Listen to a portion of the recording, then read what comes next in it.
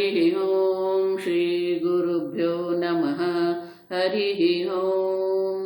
ओम शन्नो मित्र शं वरुणः शन्नो भवत्वर्यमा शन्न इन्द्रो बृहस्पतिः शन्नो विष्णुरुक्रमः।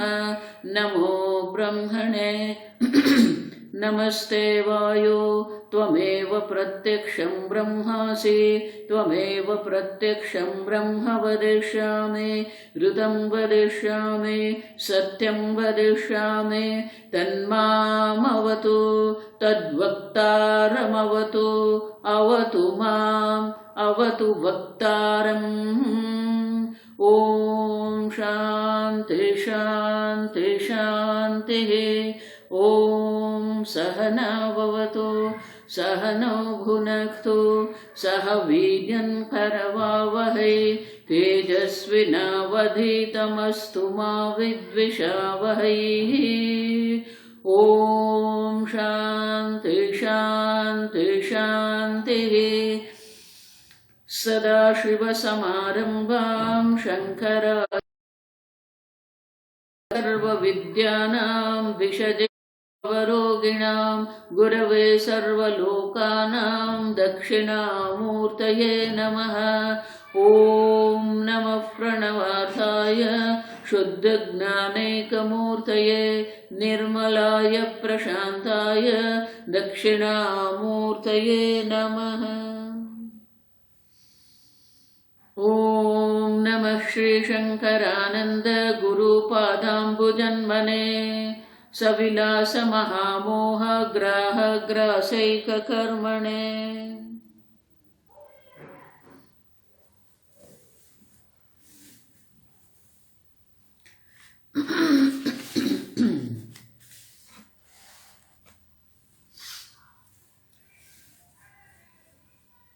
श्लोक नंबर 109।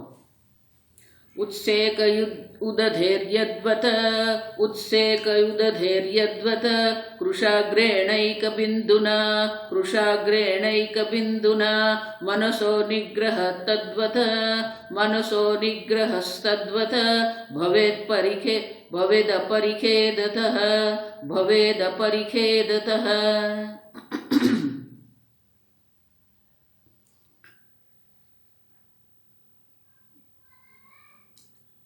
भगवान ने कहा सयोगः योक्तव्यः निश्चयेन अनिर्विण्णचेतसा। वेदांत आनंद की बात है। आप समझो वेदांत में आनंद है, दुख नहीं है। हमारे मन को ये संसार की विक्षेप की विचलन की आदत बन गई है और इसीलिए जब किसी को ध्यान करने को कहते हैं ना, शांति से बैठने को कहते हैं, जिस प्रकार से बच्चे होते बालक होते हैं वो खेलते हैं, के लिए खेलना चलना अब तो उनका स्वाभाविक है। उस बालक को अगर हम कह दें आप चुपचाप यहां बैठो 1 घंटा, वो नहीं कर सकते क्योंकि चंचलता उनका स्वभाव है। आप समझो ये बाल्य अवस्था में चंचलता स्वभाव है और ये आवश्यक भी है उनके शरीर के लिए, स्नायु के लिए, उनके शरीर की वृद्धि के लिए, हड्डी के लिए। ये खेलना कूदना ये सब आवश्यक है, स्वाभाविक भी है और आवश्यक भी है। आप समझो लेकिन वही बाल्य अवस्था की चंचलता अगर हमारे मन में है अभी भी तो वो स्वाभाविक नहीं है। आप समझो बाल्य अवस्था में सब ठीक है, लेकिन जब युवान है, प्रौढ़ है, वृद्ध है, इसीलिए भगवान कहते सनिश्चयेन योक्तव्यः योगः निर्विण्ण चेतसा। किसी भी प्रकार से खेद रहित होकर, थकान रहित होकर आनंद से आप ध्यान करें। यहां कोई हमें जबरदस्ती नहीं कर रहा है, ध्यान कोई जबरदस्ती नहीं है, आप समझो। स्वामी जी कहते थे, you can not order somebody you meditate, come on sit down meditate. You can not, किसी को आप आज्ञा नहीं कर सकते हो, आदेश नहीं दे सकते हो, चलो ध्यान करो, नहीं। आप सब तो किसी भी प्रकार से खेद की अनुभूति न करते हुए, आप समझो, अब कोई खेद नहीं है, कोई दुख नहीं है, आनंद है, आप समझो। तो किस प्रकार से हम कर सकते हैं? तो इसलिए यह दृष्टांत देते हैं। उत्सेकः, अब देखो, उत्सेकः माने कि जब हम उदधे है, उदधि माने सागर, समुद्र। उत्सेकः उद्धृत्य बहिस्सेचनम उदधे है, सागर का जो जल है वो जल का उत्सेचन करना है, उद्धृत्य, बहिस्सेचन माने बाहर निकालना है। तो जब हमें उसे बाहर निकालना है तो ये कथा है, आप समझो। कुशाग्रेण एक बिंदुना, कुशाग्र, कुशाग्र माने कि घास जो होता है वो घास के अग्रभाग में, अगर आप ये हरी घास जो होती है ना, उसको जब हम पानी में डाल के बाहर निकालते हैं तो उसके अग्र में एक पानी जल का बिंदु रहता है। अब वो जल बिंदु है वहां पर, वो एक बिंदु नाम दे। बहुत सुंदर कथा है कि ये कथा में कहते हैं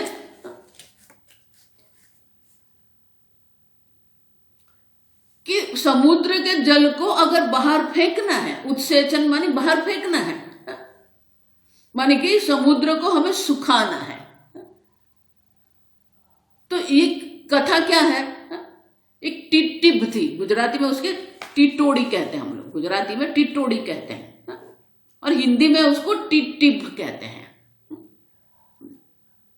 वो हमेशा सागर के किनारे पर ही अपने अंडे रखती है।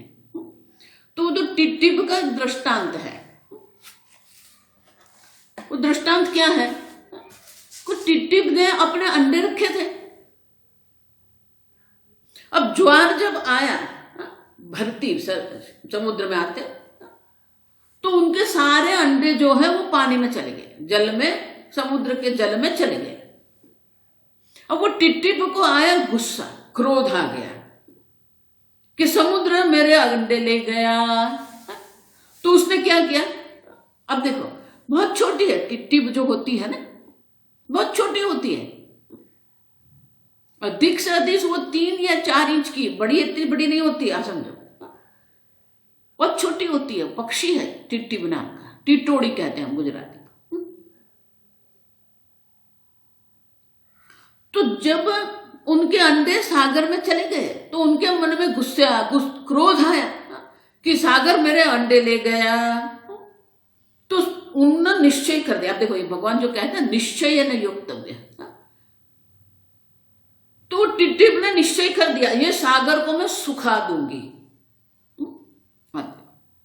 अब सागर को सुखाना है तो क्या करना पड़ेगा? पूरे पानी को बाहर निकालना है, हमें बाहर फेंकना है। तो उसने क्या किया? वो एक छोटा सा दर्भ लिया, घास लिया और वो दर्भ पकड़ के उसके अंदर पानी लिया सागर का और बाहर डाल दिया। अब तो वो कर रही थी। अब क्या होगा? एक बिंदुना कुशाग्रेण एक बिंदुना, तो बोले कि एक बिंदु से एक एक बिंदु करके समुद्र को सुखा सकते हो क्या?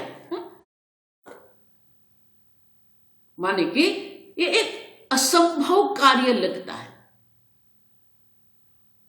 आप समझो, जिस प्रकार से आप सबको लग रहा है कि हम कैसे ध्यान करें, और परमात्मा का ध्यान नहीं होता जब शांति से आत्मचिंतन हम कैसे करेंगे? हमें आत्मचिंतन असंभव लगता है। उसे जिस प्रकार से ये टिट्टिब पक्षी था, तो उसने अपने, या तो अपने चांच, अपने जो चांच होती है ना, या तो फिर कुशाग्र, एक एक बिंदु लेके, एक एक बिंदु, आप देखो, एक एक जल बिंदु लेके वो बाहर फेंक रही थी। आप समझो।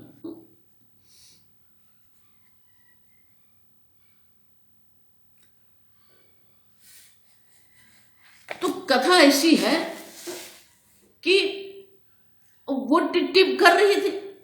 अब नर टिप ने देखा कि ये कर रही है, तो वो भी उसके साथ काम में लग गया।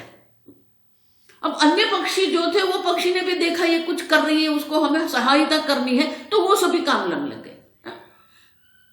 कोई अपनी चांच में पानी लेके बाहर फेंक रहा था, कोई घास में पानी लेके बाहर फेंक रहा था, सब कर रहे थे। अब उसको जब देखा, नारद जी ने देखा कि ये इतने सारे पक्षी क्या कर रहे हैं, समुद्र के जल को बाहर फेंक रहे हैं, समुद्र को सुखाने का प्रयत्न कर रहे हैं। अब देखो, तो नारद जी ने गरुड़ को कहा कि गरुड़, आप देखो, आपके ही पक्षी वर्ग के जो लोग हैं, आप पक्षी जो है वो क्या कर रहे हैं, समुद्र को सुखाने के लिए उनका जल निकाल रहे हैं। तो नारद जी ने गरुड़ को कहा कि आप जाइए और उनको सहाय करिए। तो ये टिप का जो दृष्टांत है ना, मनसी निधाय, तो विद्यारण्य मुनि ये टिप का दृष्टांत अपने मन में रखकर ये बात हमें कर रहे हैं। अब हुआ क्या, गरुड़ वहां गए, गरुड़ ने भी अपने पंख से ये समुद्र को सुखाने का प्रयत्न आरंभ कर दिया।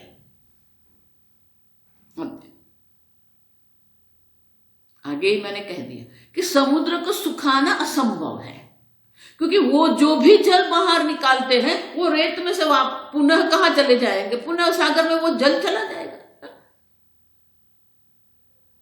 लेकिन सबका प्रयत्न देख के, उनका निश्चय, उनका प्रयास, और फिर गरुड़ भी सहायता करने के लिए आ गए। गरुड़ जो भगवान का वाहन है, आप समझो, तो वो भी वहां पर आ गए। ये सबके प्रयत्न देख के, अब समझो ठीक से, और उनका निश्चय देख के, दृढ़ता उनकी, कहते ना, उनकी धैर्य, उनकी दृढ़ता, उनका साहस, उनका निश्चय, ये सब देख के सागर के मन में भी सहानुभूति उत्पन्न हो गई। अरे मैंने क्या कर दिया, इतने सारे पक्षी ये कर रहे हैं, जो असंभव कार्य वो कर रहे हैं, जो उनके जो अन्य को सहाय करने की जो इच्छा है। अब देखो, आप समझो ये, तो उनका धैर्य, साहस, निश्चय, प्रयास, ये सब देख के समुद्र के मन में भी सहानुभूति जाग गई, और समुद्र ने कहा ठीक है, आप सब ये बंद करो, मैं अंडे आपको दे देता हूं। अब देखो,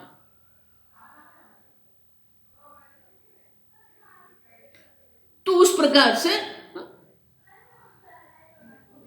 समुद्र ने टिप को, अब उनके जो अंडे थे वो अंडे उनको पुनः दे दिए। अब देखो, ये कथा है। कई लोग ऐसा कहते हैं कि जब गरुड़ सहाय करने के लिए आए ना, तो समुद्र भयभीत हो गया। समुद्र भयभीत नहीं होता, आप समझो, क्योंकि समुद्र को सुखाना जो है वो असंभव कार्य है। लेकिन किसी का प्रयत्न देख के, धैर्य देख के, समुद्र के मन में भी सहानुभूति हुई, और समुद्र ने ये अंडे दे दिए टिप को। अब देखो, हम कभी भी किसी भी प्रकार के कार्य जब हम करते हैं ना, वो कार्य में 3 बात होती है: यत्न, काल और दैवम। प्रयत्न हमारा है, करना हमें है, आप समझो, प्रयास करना हमारा काम है। कर्मणि एव तव अधिकार है। अब अर्जुन को देखो, कौरवों के पास 11 अक्षौहिणी सेना थी। भीष्म पितामह थे, द्रोणाचार्य, कृपाचार्य, सब अजेय थे। कभी किसी के सामने वो पराजित नहीं हुए थे। इतने महान योद्धा, अजय योद्धा थे उनके पास। और पांडवों के पास 7 अक्षौहिणी सेना थी। और जो भी कोई योद्धा थे, छोटे मोटे राजा थे, इतने बड़े थे उनके यहां भी बड़े बड़े अधिरथी महारथी थे, लेकिन जितने कौरव की सेना में थे उतने नहीं थे। हम देखो, और इसलिए जब भगवान ने, कृष्ण भगवान ने अर्जुन के पास ये विकल्प रखा, एक और मेरी सेना है जो अजय है, द्वारका की सेना जो है, महारथियों से भरी हुई सेना है द्वारिका की सेना। एक दो नहीं, अनंत महारथी वहां थे। और एक और अर्जुन, मैं हूं निहत्था, कोई किसी भी प्रकार से मैं युद्ध नहीं करूंगा, मेरे हाथ में किसी भी प्रकार से अस्त्र या शस्त्र में धारण नहीं करूंगा। तो अर्जुन को भगवान ने विकल्प दिया, आप देखो। और अर्जुन भी जानता था कि प्रयास तो हमें ही करना है। आप देखो, प्रयत्न हमारे हैं और काल भी है। आप समझो, एक दिन में तो ये समाप्त होने वाला नहीं था, वो जानता था। क्योंकि वहां 11 अक्षौहिणी सेना या 18 अक्षौहिणी सेना थी, इतने सारे महारथी थे। तो अर्जुन को भी एक युद्ध नीति की समझ थी कि ये एक दिन में, 5 दिन में समाप्त होने वाला नहीं है, काल की भी आवश्यकता है। अब देखो, कई कार्य ऐसे होते हैं कि 1-2 दिन में समाप्त हो जाते हैं, लेकिन कई कार्य ऐसे होते हैं उनमें अनेक दिन लगते हैं। जब अनेक दिन उनमें लगते हैं तो हमारे मन में उनके लिए धैर्य चाहिए, क्योंकि जैसे जैसे दिन आते जाते हैं कुछ न कुछ विघ्न होते हैं। जितना काल अधिक होता है उतने विघ्न भी अधिक होते हैं, और जितने विघ्न अधिक होते हैं तो हमारे मन में धैर्य भी होना चाहिए, और हमारी बुद्धि भी इतनी, प्रत्युत्पन्न बुद्धि संस्कृत में उसको कहते हैं। प्रत्युत्पन्न बुद्धि मानी किसी भी प्रकार की समस्या उत्पन्न जब होती है, विघ्न आते हैं, तो तुरंत हमारी बुद्धि में उनके लिए जो उपाय है वो मन में आ जाना चाहिए। ये हुआ है, ये करो, ये हुआ है, ये देखो। ये डॉक्टर लोग जो होते हैं, वकील लोग जो होते हैं,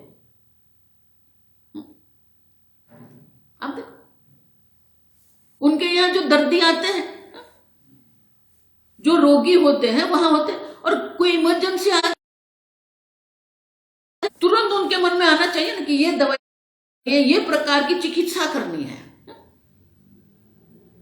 तो अगर दिन अधिक है तो विघ्न की भी उतनी ही संभावना रहेगी, और इसीलिए धैर्य, साहस, उत्साह, ये सब चाहिए।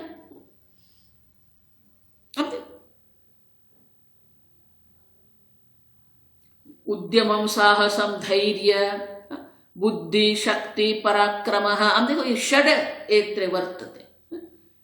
सब क्या मात्र युद्ध करने के लिए नहीं, ध्यान के लिए भी ये सब आवश्यक है, ये प्रयत्न है। आप देखो, उद्यमम साहसम धैर्य, उद्यम, आप कितने अधिक प्रयत्न कर सकते हैं। साहस, साहस माने कि आप देखते हो कि अधिकतर असंभावना रही है, या तो फिर अधिक विघ्न की संभावना है, फिर भी आप करते रहते हो। जैसे पर्वतारोहण करते हैं ना, उनका पतन की संभावना है, फिर भी वो करते रहते, उसको साहस कहते हैं। धैर्य, मन में धैर्य, धीरज होना चाहिए। उद्यमम साहसम धैर्यम बुद्धि शक्ति, बुद्धि मैंने कहा ना, प्रत्युत्पन्न बुद्धि होनी चाहिए, सूक्ष्म बुद्धि होनी चाहिए, तीक्ष्ण बुद्धि, शार्प जिसको कहते हैं। जो भी कुछ हम सुनते हैं तुरंत हमारे समझ में आ जाता है, तुरंत वो हमारे लिए उपलब्ध हो जाता है। बुद्धि शक्ति, शक्ति माने कि आंतरिक शक्ति भी चाहिए हमें, आत्मबलम ही बलम, आप देखो बाह्य शक्ति भी चाहिए हमें, मनोबल भी कहते हैं ना। इसीलिए कठोपनिषद में भी कहते हैं आत्मज्ञान किसको होता है, नायम आत्मा बलहीने न लभ्य है। अब देखो ये सब के लिए कहीं ना कहीं आपको कोई श्लोक, कोई मंत्र मिल जाएगा, नायम आत्मा बलहीने न लभ्य। भगवान भी इसलिए अर्जुन को यही कहते हैं, क्षुद्रम हृदय दौर्बल्यम, ये तेरे हृदय की दुर्बलता है अर्जुन।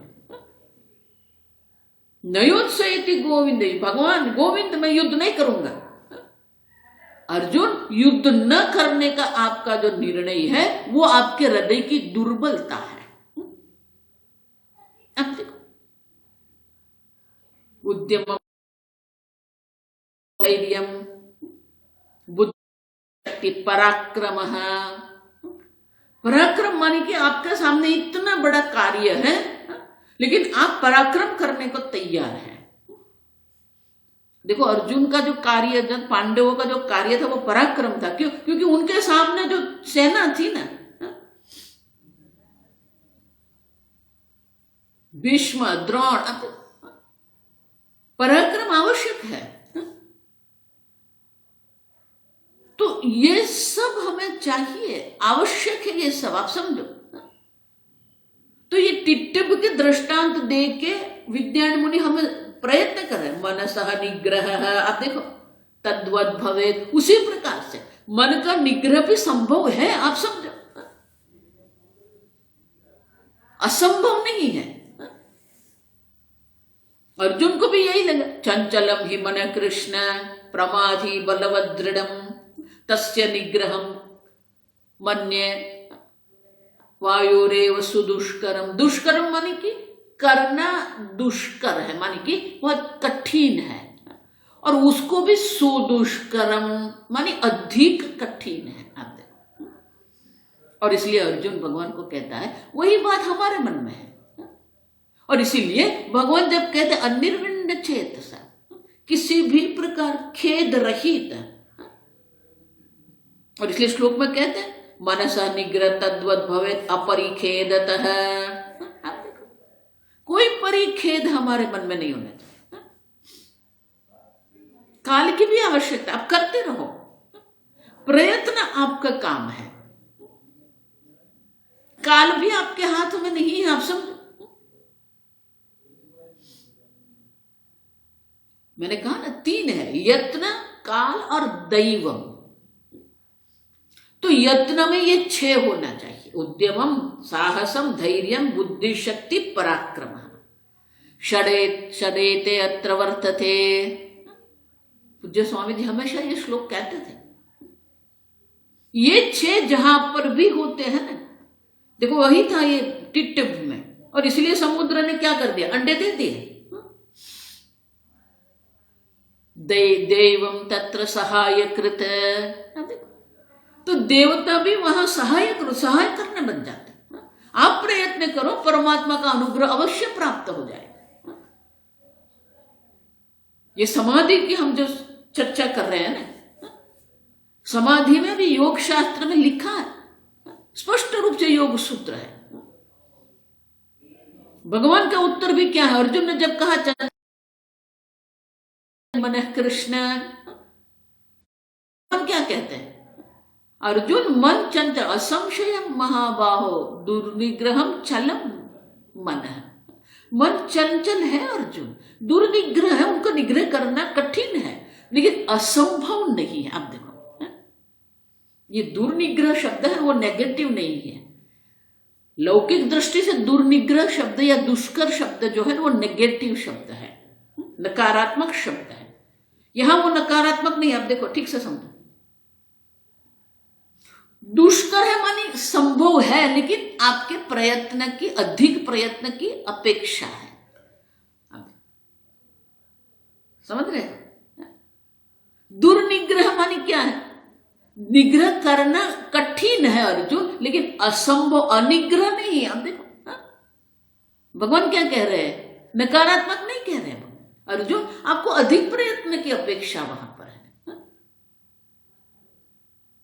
और इसीलिए श्लोक में भी कहते षडेते अत्र वर्तते, जहां पर ये 6 गुण होते हैं ना, जिसके बुद्धि में ये 6, जिसके जीवन में ये, जिसके व्यक्तित्व में ये 6 गुण होते हैं, देव तत्र सहाय कृत, परमात्मा भी सहाय करता है। जिस प्रकार से आप देखो टिट्टिव ने प्रयत्न किया, धैर्य पूर्वक साहस किया, क्योंकि असंभव था, फिर भी वो करती रही, तो सागर देव भी प्रसन्न हो गए। अगर सागर देव ने अंडे दे दिए, आप देखो ये टिट्टिव और अन्य पक्षियों के साहस था, पराक्रम था, जिसको देखकर सागर देव भी प्रसन्न हो गए और अंडे दे दिए। उसी प्रकार से आप प्रयत्न करो, आप ईश्वर से प्रार्थना करो। ईश्वर की प्रार्थना अगर होगी तो अवश्य सिद्ध होगा ये। और इसलिए कहते हैं कि अपरिखेद, आप खेद मत करो, आप दुखी मत हो जाइए, आप निराश हताश मत होइए। तत्र देव सहाय कृते, ईश्वर आपको अवश्य प्रयत्न आप करेंगे, अवश्य आपको सहाय करेंगे। जिस प्रकार से अर्जुन ने भी देख लिया कि यत्न मेरा है, काल मेरा है, लेकिन दैवम मेरे अनुकूल होना चाहिए। दैवम कब अनुकूल होता है? जब आप प्रयत्न करते हैं। इसलिए अर्जुन ने भी भगवान को मांग लिया। अर्जुन ने कह दिया भगवान आप मेरे पक्ष में रहो। तो दुर्योधन सोचता ही रह गया, अरे उनकी 7 अक्षौहिणी सेना है और इतनी बड़ी द्वारिका की अजय सेना और इतने बड़े बड़े महारथी वहां पर है, तो अर्जुन थी, लेकिन अर्जुन तो सेना नहीं मांग के मांग रहा है, भगवान को मांग रहा है। और भगवान ने तो कह दिया अस्त्र शस्त्र मैं हाथ में नहीं लूंगा। लेकिन अर्जुन जानता था कि अगर मेरे प्रयत्न है और काल है मेरे हाथ में, तो अगर दैवम मेरे अनुकूल होगा तो अधिक सेना न होने पर भी मेरा पराजय नहीं होगा। आप देखो, और इसलिए भगवान को अपने पक्ष में रखे। अर्जुन ने क्या किया? दैवम को अनुकूल कर दिया। आप देखो, आप भी दैवम को अनुकूल करो। इसलिए मैं कह रही थी कि योग सूत्र में भी जब भगवान ने जब कहा कि असंशयम महाबाहो, तो भगवान उपाय क्या दर्शाते हैं? अभ्यासेन तु कौन्तेय वैराग्येन च गृह्यते। आप करो अभ्यास, आप प्रयत्न करो। अगर आपका प्रयत्न होगा तो परमात्मा भी अनुकूल हो जाएंगे। वैराग्येन च गृह्यते, देखो यही शब्द योग सूत्र में है।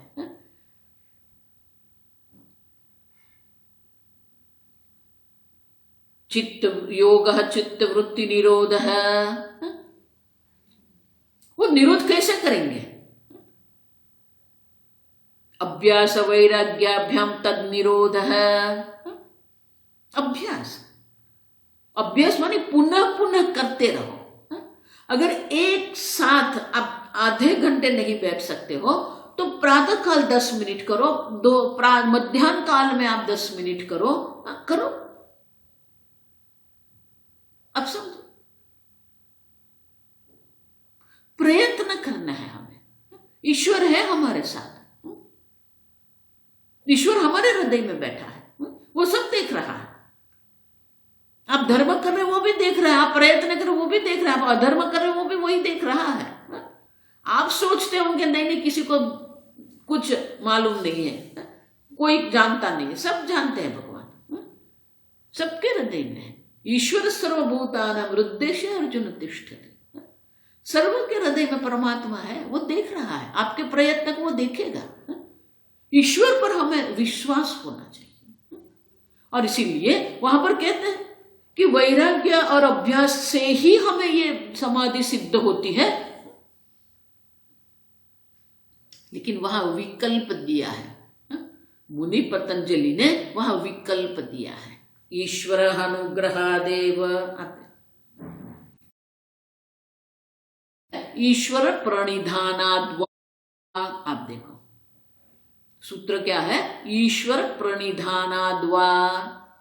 प्रणिधान माने शरणागति। अब ईश्वर के शरणागत हो जाए, देखो ये सूत्र योग सूत्र है। अब देखो अगर आपका अभ्यास इतना नहीं हो रहा है, आपका वैराग्य इतना दृढ़ नहीं है, अब ईश्वर की शरणागति स्वीकार कर लो, जिस प्रकार अर्जुन ने किया। अर्जुन ने भी क्या कर दिया, अर्जुन को भी समझ में आ गया। अर्जुन ने पहले अध्याय में भगवान ने जितने भी धर्म के लिए तर्क दिए हैं ना, बिल्कुल धर्मशास्त्र युक्त है, उनमें कोई गड़बड़ नहीं है। आप समझना, अर्जुन की धर्म के बारे में जितना भी कहा है वो बिल्कुल धर्मयुक्त था, धर्मशास्त्र अनुसार था। अब देखिए, फिर भी भगवान ने कहा उठो अर्जुन, त्यक्त्वा हृदय दौर्बल्यम उत्तिष्ठ, उठो अर्जुन, युद्ध करो। तो अर्जुन के मन में भी आया कि मैं भगवान को धर्म की दृष्टि से कह रहा हूं, व्यवहारिक लौकिक दृष्टि से कह रहा हूं, और फिर भी भगवान मुझे युद्ध करने को कह रहे हैं। अब देखो, तो इतना भगवान को मैं कह रहा हूं, तो मैंने जो कहा, देखो ये शरणागति है ना, ऐसे नहीं आएगी। आप अगर सोचते हो कि प्रणाम कर दिया तो शरणागति आ गई, नहीं। भौतिक रूप से हमारे मन में शरणागति आनी चाहिए। और इसलिए अर्जुन ने भी कह दिया, कार्पण्य दोषो अपहत स्वभाव पुच्छामि त्वाम धर्म सम्मूढ़ चेता। उनकी समझ में आ गया कि मेरी जो धर्म के बारे में जो भी कोई मेरी समझ है, वहां कुछ न कुछ बाकी है, माने कि शेष है। उन्होंने देखो डिफेंड नहीं किया, नहीं भगवान मैं जो कह रहा हूं वो सच है, नहीं। आजकल के लोग जो है ना, आर्ग्यूमेंट करना, एक दलील करना एक आदत बन गई है लोगों की, युवाओं की एक आदत बन गई है, दलील करते रहना है। लेकिन जब भगवान ने कहा तो अर्जुन ने भी दलील किया। ये 2 श्लोक जो भगवान ने दूसरे अध्याय में अर्जुन को कहा, उनके बाद अर्जुन ने भी एक दलील तो रखी, कथम भीष्मं हम संख्ये द्रोणम च मधुसूदन प्रतियुत्स्यामि पूजार्हौ अरिशोदन। और भगवान पूजा अर्ह, ये तो पूजा के योग्य है, उनके समय कैसे तीर चलाऊं भगवान। ये भीष्म पितामह, द्रोणाचार्य, कृपाचार्य, ये सब हमारे गुरु हैं। बाल्यावस्था में भीष्म पितामह के साथ हम खेलते थे, भीष्म पिता ने हमें बहुत सारा उपदेश दिया है। शिशु अवस्था जब आई, बाल्य, तो कृपाचार्य हमारे गुरु थे, और जब हम युवान हो गए तो द्रोणाचार्य हमारे गुरु थे। अब तो उनके सामने मैं कैसे तीर चलाऊं भगवान। अब देखो, उन्होंने भी दलील कर दी, लेकिन भगवान की ऐसी दृष्टि देखी, भगवान के मुख पर जो दृढ़ता देख ली ना, वो समझ गया कि कहीं कुछ गड़बड़ है, और इसलिए भगवान के सामने कह दिया धर्म सम्मूढ़ चेता। अब देखो ये शरणागति है। मैं इसलिए कहती हूं, अगर आप सोचते हो कि आप जो सोच रहे हो वो ठीक है, तो वेदांत आपके लिए काम नहीं आएगा, क्योंकि वेदांत की जो सोच है ना वो अलग है। अब सब लौकिक सोच से अलग, धर्म अधर्म से अलग है। इसलिए नचिकेता भी यमराज को कहते हैं अन्यत्र धर्मात् अन्यत्र अधर्मात्। अब देखो धर्म और अधर्म से पर है ये तो। आप जितनी भी मेरे साथ दलील करो या किसी के भी साथ दलील करोगे, वो धर्म और अधर्म के अंतर्गत रहेगी, जब तक आपकी बुद्धि धर्म और अधर्म से ऊपर नहीं उठती है। देखो अर्जुन को भी वही हुआ है। अर्जुन नहीं जानता था, लेकिन उन्होंने जो किया ना वो वही किया।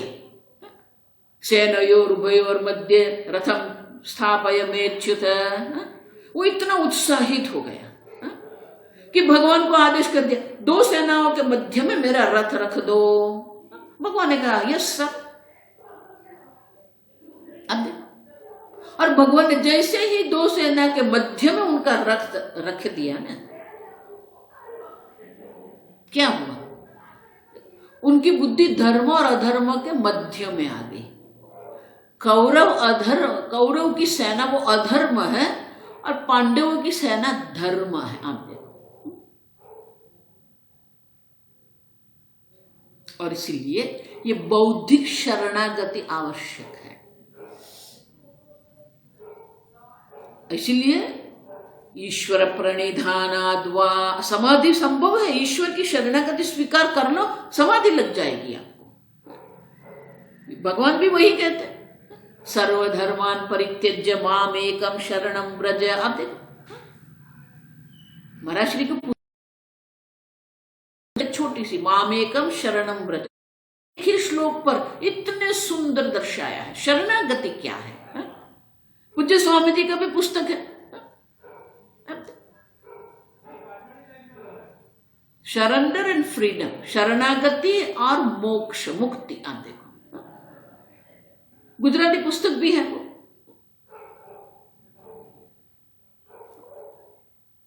ईश्वर के शरणागति आप स्वीकार कर लो,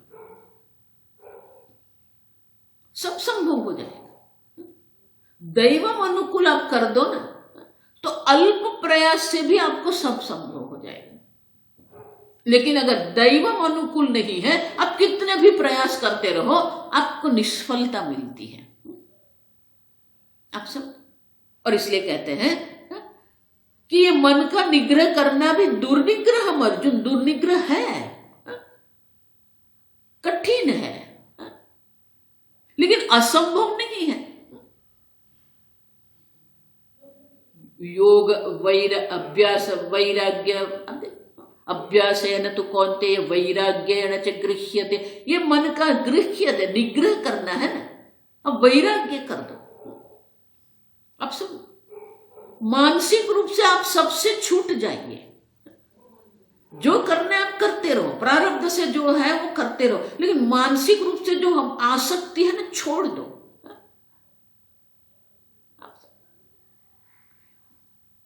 कोई मेरा नहीं, एक ईश्वर ही मेरा है।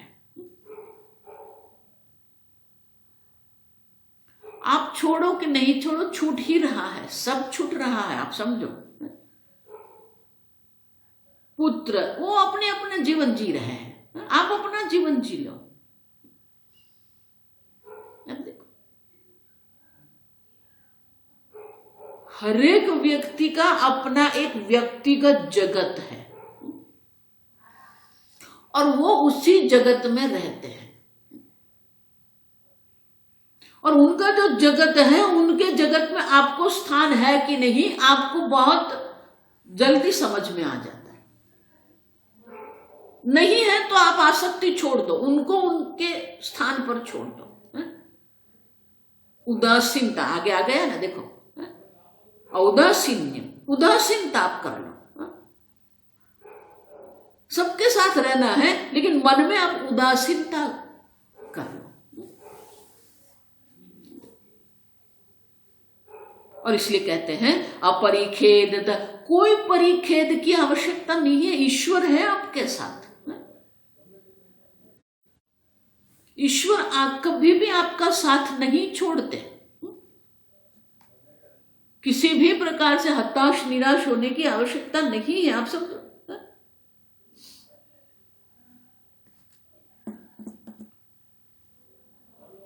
देखो, बहुत सुंदर कथा है।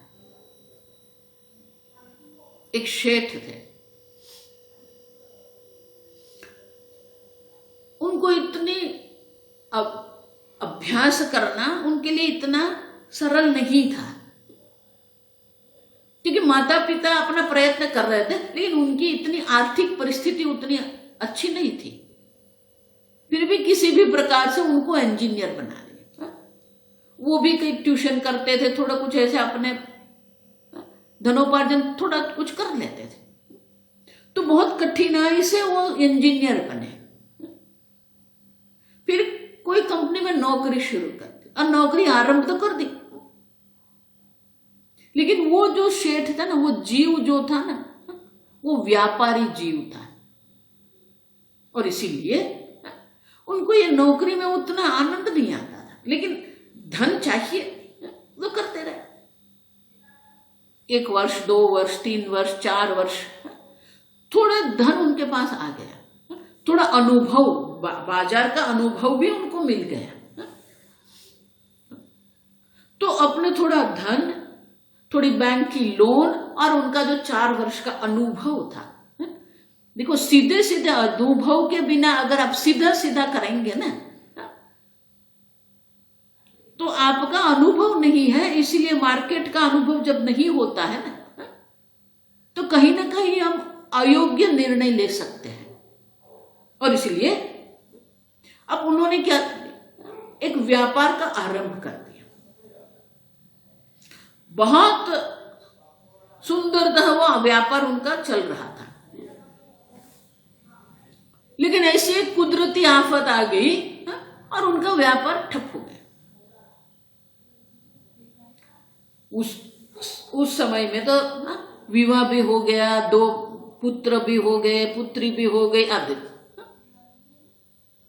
फिर भी वो धैर्यवान थे, तो पुनः पूरा उठा लिया, पुनः बड़ा व्यापार आरंभ कर लिया और चलने लगे।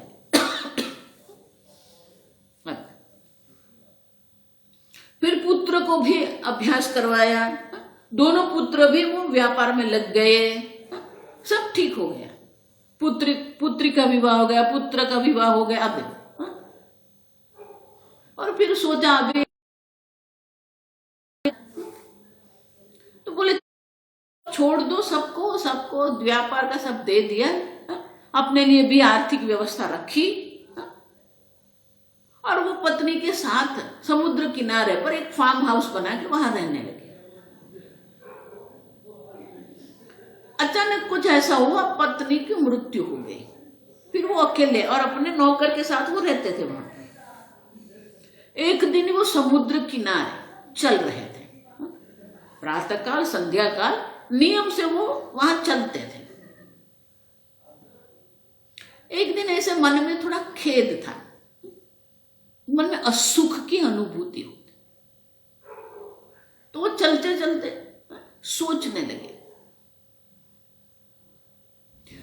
तो पूरे जीवन का जो प्रसंग था ना, उनके सामने एक चलचित्र की तरह वो देखने लगे। बाल्य अवस्था कैसी थी, विद्यार्थी अवस्था कैसी थी, नौकरी कैसे करते थे। तो वो समुद्र किनारे चल रहे थे, तो वो जीवन मार्ग में भी उनको 4 पद चिन्ह दिखते थे। 2 उनके थे, 2 ईश्वर के थे। वो समझ गए कि ईश्वर मेरे साथ थे, भक्त थे भगवान के। फिर जब व्यापार में नुकसान हुआ, सब कुदरती आफत ऐसी आ गई, कुदरती ऐसा हो गया कि सब चला गया। अब वो अकेले हो गए, तो उन्होंने देखा कि 2 पद चिन्ह है। फिर जब जीवन में सब ठीक हो गया, 4 पद चिन्ह दिखने लगे, तो एक सहज रूप से, भक्त थे ना, तो सहज रूप से उन्होंने भगवान से एक संवाद कर दिया। अरे भगवान, जब मेरे कठिन अवस्था आई, मेरे जीवन में इतने सारे विघ्न आए, तो आप मुझे छोड़ के चले गए। देखो, सहज रूप से बोल दिया। तो आकाशवाणी हुई, नहीं नहीं, मैंने तुझे छोड़ा नहीं था। ये 2 4 की जगह पर आपको जो 2 पद चिन्ह दिख रहे हैं वो मेरे हैं। मैंने तुझे मेरे खब्बे पर उठा लिया था। ये सुन के उनके मन में इतने आंख से अश्रु बहने लगे। अरे भगवान, मैंने आप पर ही अविश्वास कर दिया, आप मेरे साथ थे, आपने मुझे उठा लिया था।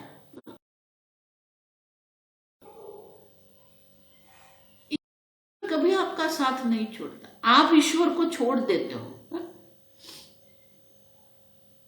आप ईश्वर से विमुख हो जाते हो, इसीलिए दुख है। महाराज श्री कहते हैं ईश्वर से अगर आप विमुख रहेंगे तो दुख आएगा जीवन में, और ईश्वर से आप सन्मुख हुए हैं तो जीवन में कितनी भी प्रतिकूलता आएगी आपके मन में खेद नहीं रहेगा, हताशा निराशा नहीं आएगी। जाही विधि राखे राम ताही विधि रखिए,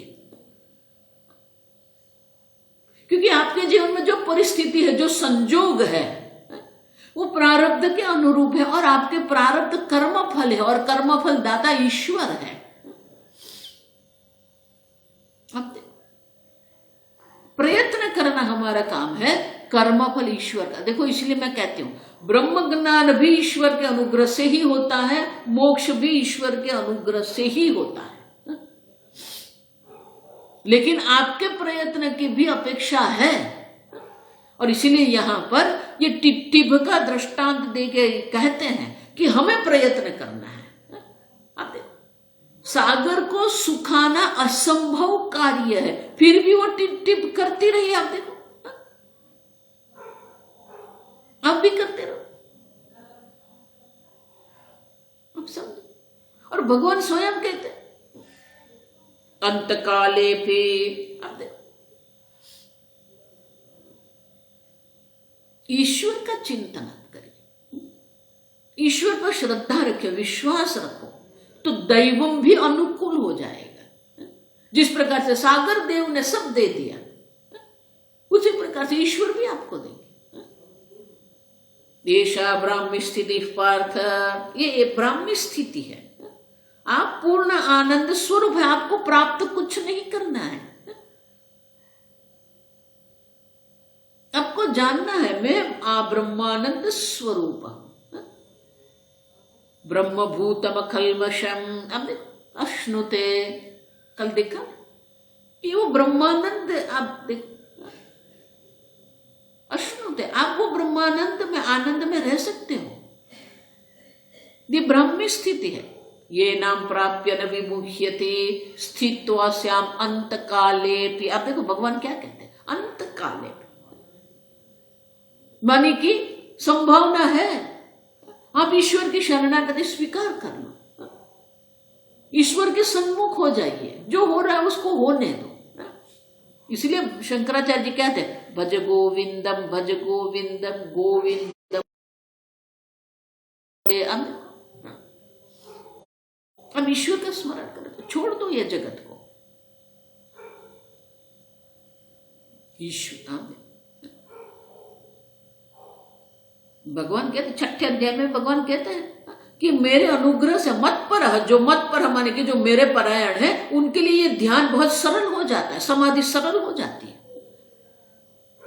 क्योंकि आप और ईश्वर दो है ही नहीं, एक ही है। जो आवश्यक है वो आपका निश्चय है, सनिश्चय योक्तव्य है। ये कर्तव्य बुद्धि कर दो, ध्यान में, समाधि में, भक्ति में कर्तव्य बुद्धि करो आप।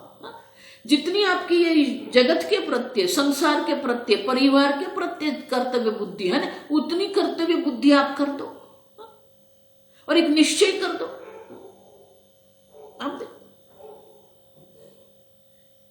तो ईश्वर का भी अनुग्रह आपको प्राप्त हो जाएगा, सदगुरु का भी अनुग्रह प्राप्त हो जाएगा, शास्त्र का भी अनुग्रह प्राप्त हो जाएगा, और अवश्य आपको यह समाधि लग सकती है। ईश्वर अत्यंत सूक्ष्म है, तो ईश्वर का चिंतन करेंगे, अपने आप ही आपकी बुद्धि भी सूक्ष्म बन जाएगी। बिना प्रयत्न बुद्धि सूक्ष्म हो जाएगी अगर आप ईश्वर का चिंतन करते रहेंगे। और इसीलिए ये दृष्टांत के द्वारा कहते हैं कि ये मन का निग्रह भी संभव है। मनसा निग्रह विषा कालांतरे सिद्ध्यते इदम च। ये टिप का दृष्टांत देके हमें समझा रहे हैं कि जिस प्रकार से असंभव को भी वो करते रहे, आप भी करते रहो। और ये तो असंभव है ही नहीं, भगवान स्वयं कहते हैं कि ये संभव है। ये ब्रह्म स्थिति जो प्राप्त करना है वो ब्रह्म स्थिति संभव रहेगी, लेकिन आपको ध्यान करना है। करते रहो, भक्ति करते रहो। ईश्वर की शरणागति से भी आपको समाधि की सिद्धि हो जाएगी, लेकिन बैठो तो सही, करो। और इसलिए कहते हैं कि इस प्रकार से आपका मन का निग्रह भी संभव है। और एक बार मन का निग्रह हो गया, प्रशांत मन संहेनम शांत रजसम, मन का निग्रह हो गया, मन प्रशांत हो गया, शांत रजसम, कोई किसी भी प्रकार की मलिनता नहीं है, विगत कल्मश है, कोई कल्मश, कोई मोह नहीं, कोई आसक्ति नहीं। आप सब छोड़ दो, मानसिक रूप से आप सबसे असंग हो जाइए। उदासीनता हमने देखी नहीं, उदासीनता मन, वो उदासीन्य अवस्था से आपको ये ब्रह्मानंद की अनुभूति अवश्य प्राप्त हो जाए। और इसलिए कहते हैं कि इस प्रकार से टिप का दृष्टांत के द्वारा हमें दर्शाते हैं कि अगर हम भी प्रयत्न करते रहेंगे, हमारे मन में भी साहस, धैर्य होगा, पराक्रम होगा, तो हमें हमारा मन का निग्रह भी हो सकता है। और एक बार मन का निग्रह हो गया तो समाधि की सिद्धि भी हमें होती है। आगे हम कल देखेंगे। ओम स्वस्ति प्रजाभ्यः परिपालयन्ताम् न्यायेन मार्गेण महिं महिषाः गोब्राह्मणेभ्यः शुभमस्तु नित्यम् लोका समस्ता सुखिनो भवन्तु काले वर्षतु पर्जन्यः पृथिवी सस्यशालिनी देशोऽयं क्षोभरहितः ब्राह्मणाः सन्तु निर्भयाः। ओम सर्वेषां स्वस्तिर्भवतु, सर्वेषां शान्तिर्भवतु, सर्वेषां पूर्णं भवतु, सर्वेषां मङ्गलं भवतु, सर्वे भवन्तु सुखिनः, सर्वे सन्तु निरामयाः, सर्वे भद्राणि पश्यन्तु, मा कश्चित् दुःखभाग् भवेत्। असतो मा सद्गमय, तमसो मा ज्योतिर्गमय, मृत्युर्मा अमृतंगमय। ओम पूर्णमदः पूर्णमिदं पूर्णात् पूर्णमुदच्यते पूर्णस्य पूर्णमादाय पूर्णमेवावशिष्यते। ओम शांति शांति शांति। हरिः ओम। श्री गुरुभ्यो नमः। हरिः ओम।